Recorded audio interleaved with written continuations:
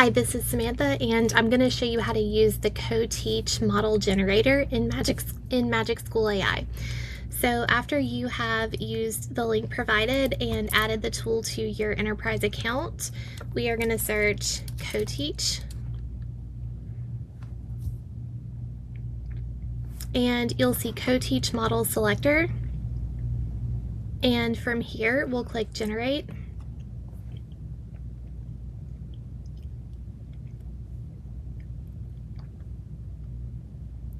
And it's going to ask for a couple of different things, so the grade level, subject area, lesson, student needs, and class size. So I'll put in this is for 4th grade math, and I can add a lesson objective. You can also attach a lesson plan if you have it. So I'm going to actually upload some screenshots from a Savvis lesson plan. And that will include the lesson objective and standard in those screenshots. I'm going to say that I have 3 multilingual learners and 4 students with IEPs who need extended time and oral accommodations. And then I could also say my class size is 23. So just kind of let it know about the needs of your students.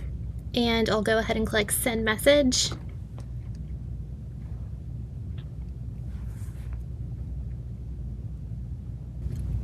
So it read the Savvis lesson that I submitted, and it's going to recommend station teaching. It's going to tell why this model works for this lesson, and then it's going to give me some ideas for how to use this model with a teacher A and B role, and then also an independent station. And it will give us an example workflow and some differentiation ideas for the types of students that I said are going to need special accommodations. And then it's also going to offer an alternative model and some quick collaboration tips. If you have questions, you could chat back and forth with the chatbot. If you are happy with the way the plan is, you can actually export it to a Google Doc by clicking export, export to Google Docs, and export. And then that way your lesson plan will be saved in Google. I hope this was helpful. Please let me know if there's any way that I can support you. Please like and subscribe for more Dear Dis content.